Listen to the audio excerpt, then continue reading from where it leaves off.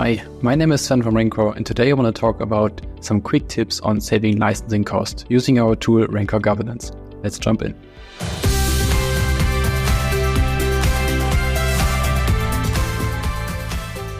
Opening our tool, you will be greeted again with your dashboards page with the tenant overview. But we also offer a more tailored and more customized option, the cost dashboard, for the specific use case you want to talk about today. Selecting it, you will be greeted with a lot of tiles tailored to cost use cases. For example, we have on the top left here, potential monthly cost savings for disabled user accounts, or on the far right, we have the same for inactive user accounts. We will take a closer look at these two later on, but I want to quickly point out another tile that's really interesting for this use case, and that's the cost overview. Because in this tile, we gather all the policies and violations that we pick up in your environment, and we tailor them for you, what you need and what you want to look at. For example, you can see we have some high severity violations, a couple of them, with over-licensed user accounts. So accounts where you defined that if accounts match these criteriums, then they are over-licensed and then they violate the policy. So you can save some money here and get some licenses back and use them on different users, or maybe not use them at all. You can scroll down on the cost page here, and you can see a couple of other information like top 10 departments by licensing costs.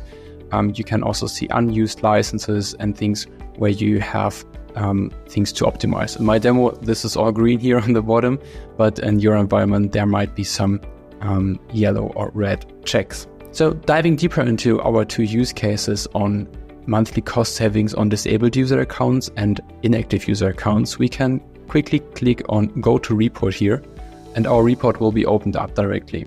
And we can see also a visual here on the top left, which licenses are compiling to this amount of monthly cost saving. We can see here on the left-hand side, and we can see which licenses make which part of the costs. Scrolling down, we can also see again the list of licenses, and if we expand on a license, we can also see the users where this license is applied to, and where we can see directly, okay, we have Adele, Alex, Diego, and Ellen who have a M365 E5 license, but they're not using it because they are disabled user accounts.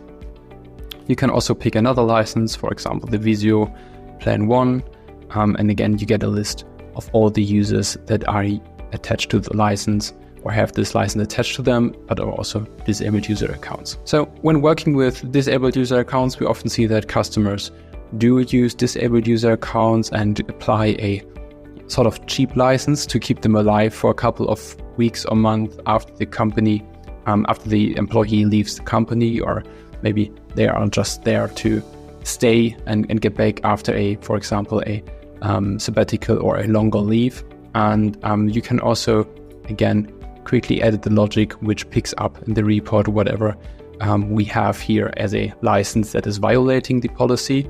And you can just quickly add another license condition here. So we have all the licenses that are costing us money more than €0. And we can again now go to the SKU part number, and we can, for example, just go ahead and say it does not contain. And now you could add any SKU part number of a license that you want to apply to disabled user accounts. So this won't be picked up, and you can be sure that everything being picked up in this report is just licenses that shouldn't be applied to a disabled user account, referring to your governance strategy, to your governance framework that you want to apply. So you can just add here the SKU part number. I don't know the part number on the top of my head, but you would just click next and save the report again, and it will go through data aggregation, and you will get another report, a new report based on your custom options that you want to choose. So I will cancel this for now, and I will jump back to our report and also back to our dashboard page to take a look at the second use case we have here on the far right, where you can see we have potential monthly cost savings for inactive users. Again, we can click on Go to Report, and we will be jumping directly to the report, and we have the same visualization basically. But in this case, we are looking at inactive user accounts, so users that haven't signed in for 90 days or even more. And you can again see which licenses are attached to these users and where can we potentially save some money, because these users might slip through the offboarding and they are not there anymore, but no one really picked it up. That happens quite often in organizations. And also like people on longer leave periods and things like that. So this is just picking up users where you can investigate further if you can or want to change anything about their licensing.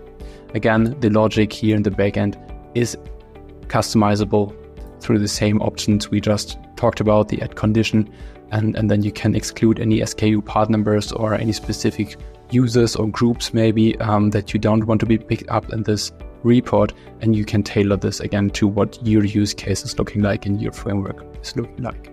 So these are just some quick tips on licensing costs and saving licensing costs. I hope you liked it, and we will discover more in the upcoming videos. So stick around for the next showcase. Bye.